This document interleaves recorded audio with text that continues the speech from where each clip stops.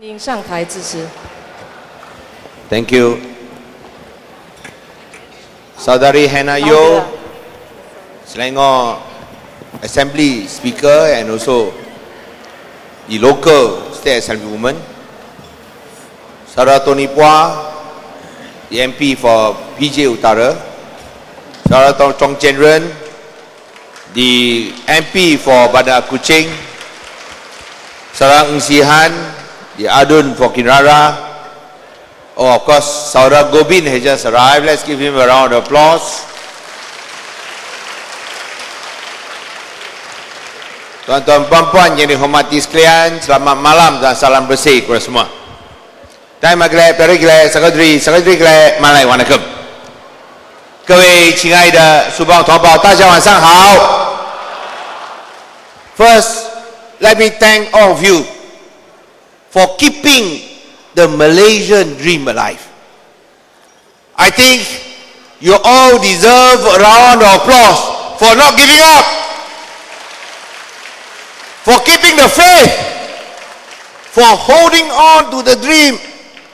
Saudari Hannah Yo said earlier that many are disillusioned. Some have wondered, is there any hope for Malaysia? I say yes, there still is. Why do I say there is still hope for Malaysia despite the various events that have happened, whether in BN or Pakatan Rakyat? Why? Because I believe in the people of Malaysia. There are enough decent people of Malaysia. Whether Malays, Chinese, Indians, Ibans, Karazans, there are enough good people, and because there are enough good people, Malaysia must be good lah. Look, when they started harassing, oppressing the minorities, trying to pursue an exclusive extremist agenda, not only did the minorities protested, but you have a group of Malays, 25 on the 8th of December, they came out with a statement to ask the Prime Minister, he must take a moderate stand, don't just talk, act. And these are prominent Malays, those who have achieved the highest positions. The fact they are willing to come out and take a stand, they are not supporters of the opposition, they are not DAP members, definitely they are not PKR or PAS members, but they are Malaysians who want Malaysia to succeed and move forward by pursuing the moderate position that we have taken since 1957. And after that, there is another G44. And this is what gives us hope, my friends. This is what gives us hope that things may look gloomy, but we never expect when things are at its gloomiest. The group of 25 moderate prominent Malays came out and took a stand for Malaysia, took a stand for a moderate Malaysia, took a stand for decent moderate Malaysia. And I think this is what gives us all hope. I want to be very frank here. BN, especially UMNO, has its problems. You have a former Prime Minister going after the present Prime Minister. You have a former Prime Minister saying that because he felt he owed a debt of gratitude to the father, that is why he wrote to Pak La to ask him to appoint the son to be the next Prime Minister. But he regrets now, and that is why he is going all out to fight against Najib. And he raised many questions why he's fighting against Najib, from Al-Tatunya to 1MDB. These are serious questions that we have raised, but Why when I say Alta Tunya 1 NDB, no lights one? Very power. Doesn't matter. As long as the speaker is functioning, we'll carry on. Issues about Alta Tunya, issues about 1 MDB, issues about the lavish lifestyle of the wife of the Prime Minister, including that lavish wedding. These are questions that must be answered. The wedding, you know, I was told by Asmin, because we as head of government, we were also invited by the Prime Minister to attend his daughter's wedding. But we had something on, so we felt that we were just another individual in the crowd. I did not attend. And Asmin said he also did not attend. Asmin told me, he said that the door gift for ladies is a very nice piece of crystal. And he said this in front of my wife. I said, habis lah. My wife should go me one. How can never go? And then she would have got that nice piece of crystal.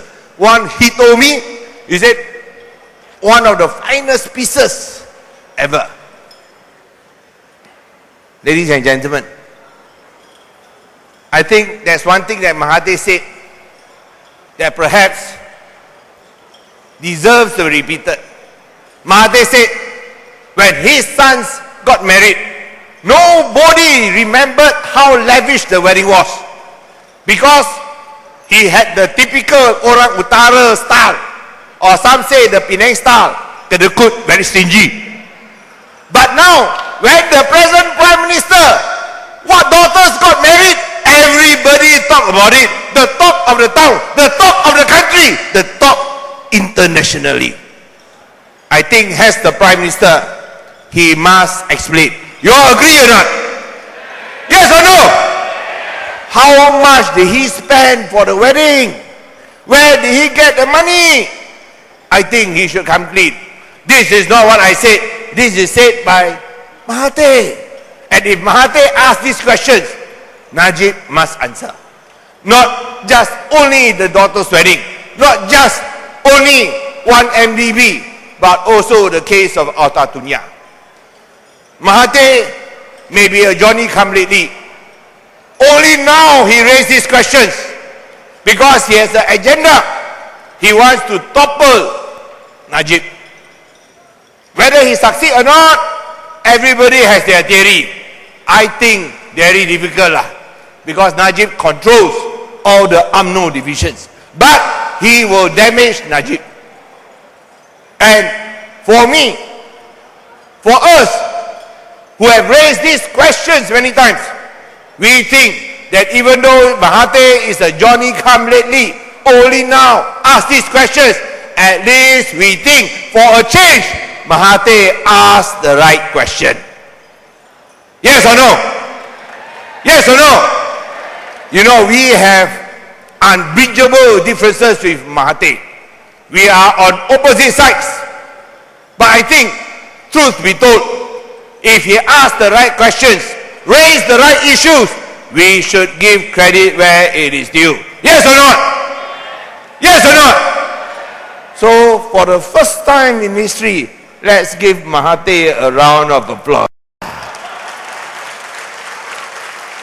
我们讲公道话的，你如果讲得对，我们会赞成；如果你讲不对，顺你啊！就是应该不应该这样？应该不应该这样？以事论事，不要感情用事，要以事论事，这个最重要。这样国家才可以进步，国家可以繁荣。We know that the process of raising issues that are important to Malaysians, we have to pay the price. We have to pay the price.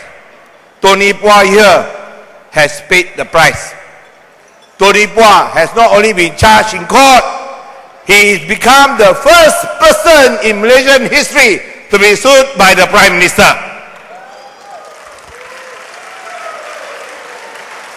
I told Tony, you should not be sad. This is a moment of celebration. Hallelujah. Now why? Because he created history. Until the Prime Minister cannot tahan, must sue him to shut him up. But I want to tell Najib, if you think you can shut up Tony Phua, you can shut up his exposés of 1MDB, you are wrong. You are dead wrong. We will not bow. We will not back down. We will not surrender.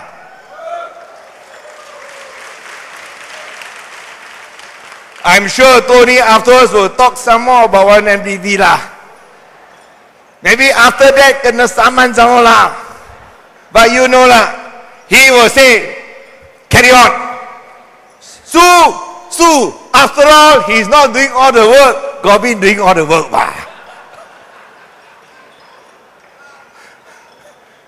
But this is necessary in order to know the truth behind 1MDB. Ini 1MDB teruk. Sampai hari ini tak mau jelaskan apakah utang sebenar 1MDB. Dia cakap dia utang 42 bilion. Jangan bimbang. Najib cakap kita punya aset lebih daripada liability.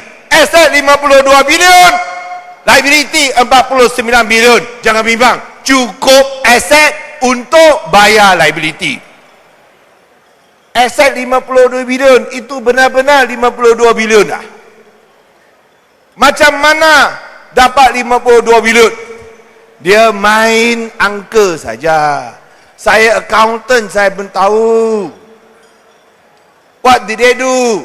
Dia mark up nilai aset. Mark up saja. Tapi bila jual, tak ada nilai seperti ini. Sebenarnya aset kalau jual tak tahu ada 50% tak. Itulah sebabnya kita cakap 1MDB sudah hampir bankrupt. Sudah hampir bankrupt. Sampai CIMB, bank yang dimiliki oleh adik Perdana Menteri, CIMB Bank, you know CIMB Bank, isn't it? Jemput 1MDB datang untuk jelaskan skandal 1MDB. Dia tak berani datang. Bukan Tony Phua jemput, bukan Kerajaan Negeri Pulau Pinang jemput, CIMB jemput. Dia pun takut Mario. Mengapa? Kerana tak boleh jawab. Dan kerana tak boleh jawab, tak mau jawab, tak berani jawab, ekonomi kita terus merudum. Ekonomi kita terus jatuh. 不要小看 1MDB 的负面的效应，这个丑闻很大，影响很大。你看我们的股票，去年经济成长率6%，但是股票跌了15%。全亚洲最糟糕的股票行，不是越南，不是泰国，是马来西亚。还比菲律宾更糟糕。泰国去年经济成长率1%，1%罢了，我们6%，它的股票行还可以起15%，我们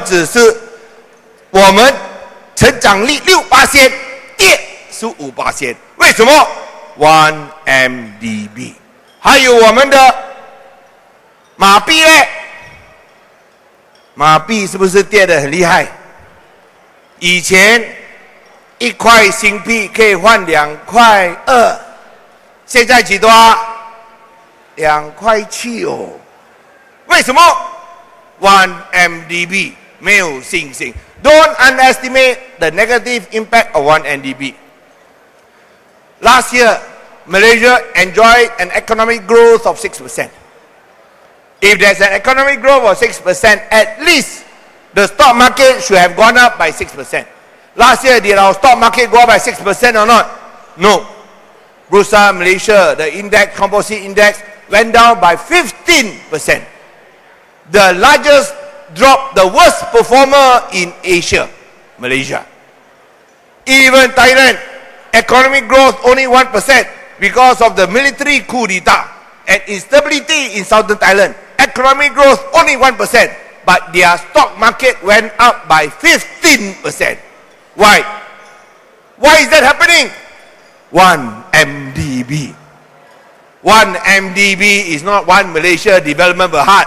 1 MDB. Satu Malaysia dalam bahaya. That is why the stock market dropped. Look at the ringgit. 1 ringgit, 1 Singapore dollar last time, 220. Now, 270, likely going to 280. Okay lah. Like that cannot go Singapore lah. Never mind lah. We go Thailand. Thailand also drop. Oh. Last time 950 baht you can exchange ringgit. Oh. Now how much? Drop to how much? Drop to how much? 880. This one got go to Thailand one. Let's give him a round of applause. Even Thailand also dropped. That shows that they are not bothered about the past performance. They are looking at the future. And because they have no confidence in the future, because of 1 MDB, our ringgit will continue to drop. And we know that stock that you go up for the US dollar, it will be 1 US dollar 380, 1 Sing dollar 280. But I don't want to think how much it will go down for more. But 1 MDB, what Nazir Razak, the brother of the Prime Minister, said, the elephant in the room, the elephant in the room will affect our economy. And that is only 1 MDB, my friends. Who benefited from 1 MDB? You know who benefited from 1 MDB. And one of them questions us again. 1 MDB gave loans. Of the loans taken, one particular individual got 1.18 billion ringgit. And I should be very proud because that individual is Penang Langa. Don't laugh like that lah. Penang Langa got almost 1.2 billion from 1 NEB. But that is a shame, because if that can happen, a young man can get this type of access, I think there is no economic future for Malaysia under Barisan Nasional and Prime Minister Dato Sri Najib Tun Razak. Because of their mishandling of the economy, because of all these financial scandals, the government has run out of money. No one wants to lend money to 1 MDB anymore, because the federal government dare not guarantee any more money for 1 MDB. And the clock is ticking. They have to pay all the loans. Now our fears is, if there is a default, how will that impact on the economy? Remember, they have taken 42 billion ringgit in loans. Let me ask you, if 1 MDB cannot pay, who will pay? Who will pay? Huh? Who will pay? You think Muhyiddin will pay? You think Liao Tong Lai will pay? You think Najib will pay? Rosmah definitely won't pay one. Who will pay? You and me. The people of Malaysia will pay. Because when these banks lend money to 1 NDB, they know they are not lending to a company, but they are lending to a government, Malaysian government, which is the owner of 1 MDB. And we will have to pay. We will have to pay if we are to maintain the credibility of Malaysia, our financial standing internationally. That is why 1 NDB did not take any more loans. Not only banks did not lend, I think even Along also did not lend.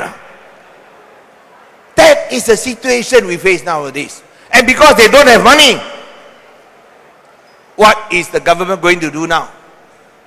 They have run out of funds. They dare not lend anymore. They dare not borrow anymore. They have to raise funds. That is why they impose the GST. I cannot for the life of me understand. How can the government say GST is good for you? That is what they are saying in the kampungs, you know. GST good for you. GST will cause prices of goods to go down. You all believe or not? You all believe or not? You all believe or not? Definitely don't believe lah. If not, you won't come here tonight. But yet, they dare to go to the kampungs and say that because they control the newspapers. They can say anything they like. The newspapers will print every lie they say. But we know how bad the GST is on our economy. You look at the shopping complexes nowadays. Pyramid, anywhere. Nobody. Correct? Correct? No sales. Correct or not? How long can this carry on? We don't know. We hope that it will revive. But if you ask all the economic analysts, any country that imposes GST will need at least 2 years. At least 2 years to adjust themselves. So we are looking at 2 years of adjustment. 2 years of painful adjustments. If the burden is shared equally, I think we can ask the people to sacrifice. But when the burden is not shared equally, ordinary Malaysians, middle class, suffer the most. The rich, the super rich are not affected. And may I ask you a question, especially the ladies here, how much you spend to get your hair cut? How much? How much you spend to get your hair cut? Not that little a bit more But do you know, someone, when they get their haircut, 1,200 ringgit. And then they complain, wow, got to pay GST. Some of you may ask, why cut hair so expensive one? Don't know lah. Maybe because, you know, the hair like that one. A lot of hair, yeah. A lot of hair. But my point is this. GST impacts negatively on ordinary Malaysians. Not just businessmen. Saya dapat aduan daripada pemandu taksi. Dia cakap, GST susah kan sama pemandu taksi. Saya cakap macam mana? Kerajaan cakap tambang taksi tak kena GST. Dia cakap betul, tambang taksi tak kena GST. Tapi CM, tukang tayar kena bayar GST tak? Kena. Betul tak? Lagi, kita ambil kereta ke Puspakom untuk membuat pemeriksaan pun kena GST. Saya cakap betul ke? Ini saya tak tahu. Saya pergi cek. Saya pergi cek JPJ. Dia bagi senarai. Betul. Semua kenderaan, tak kira buat bisnes, tak buat bisnes, kenderaan pribadi, pergi cek Puspakom, kena bayar GST. Bukan sahaja kereta pribadi kena bayar GST. Kereta ambulans pun kena bayar GST. Kereta bomba pun kena bayar GST. Kereta mayat pun kena bayar GST. Hidup kena GST, mati pun tak lepas. Itu GST. GST I always say is not goods and services tax. GST stands for what? Gasak sampai tumbang. That is the impact of GST. As I said just now, if the burden is shared equally, we are willing to sacrifice together. But not when it is as a result of failed economic policies that they don't have enough money, they impose GST. And you know, when they impose GST, they come at 6%. Remember Singapore, when they started GST, How much do they charge? How much do they charge? 3%. Malaysia, better than Singapore, 6%. No? So you can imagine how difficult that 2 years of adjustment will be for our economy. In the meantime, the government, the Barisan National Government, has no explanation. And that is why they use race, they use religion to distract attention from their economic failures. When they talk about race, they talk about religion. They say nobody will talk about GST, no one will talk about 1MDB. We want to see whether this is true or not. We will test it out at the Pematang Pau by-election, because we tell the voters, if you support GST, vote for UMNO. If you oppose GST, vote for PKR Pakatan Rakyat.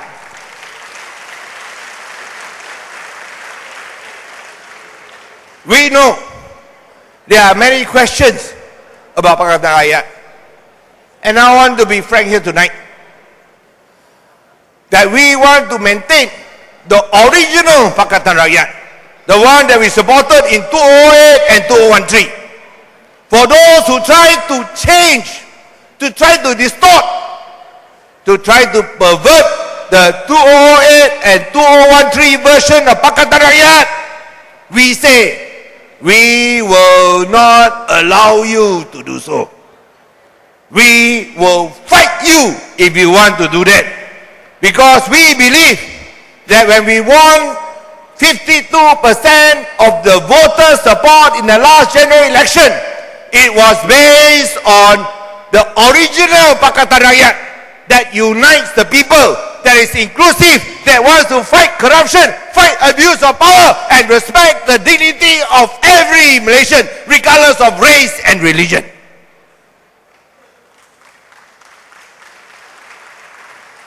And for those who betray and abandon the principles of Pakatan Rakyat and 2008 and 2013, there can be no cooperation.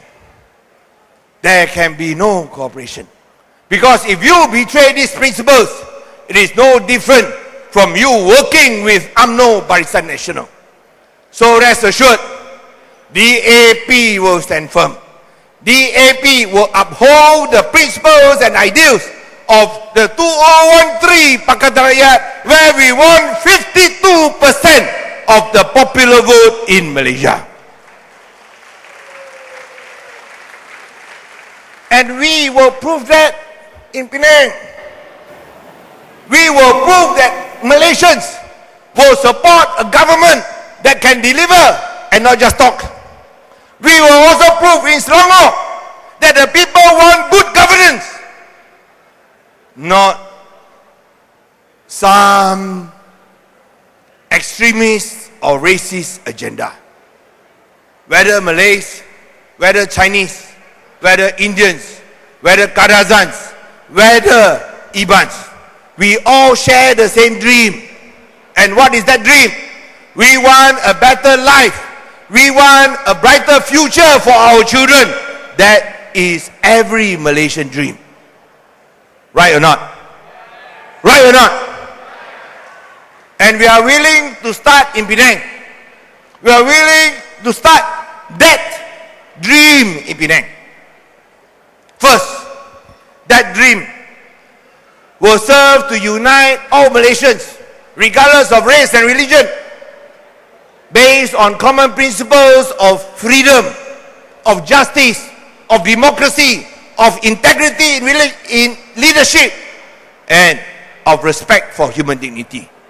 That dream will ensure political freedoms and rights to all Malaysians. You don't have to be worried that they will arrest you as they like and put you in the lockup. No more.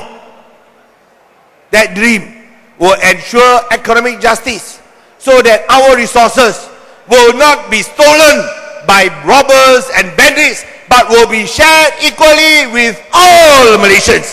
Our oil, our land, our timber belongs not to one or two cronies of Barisan Nasional, but belongs to 28 million Malaysians.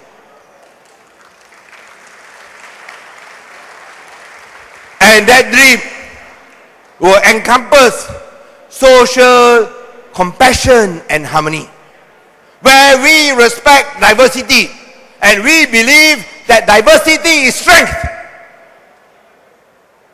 and that our different cultures, our different religions make us stronger, not weaker, and that we can respect the differences within us, because at the end of the day, we are all Malaysians.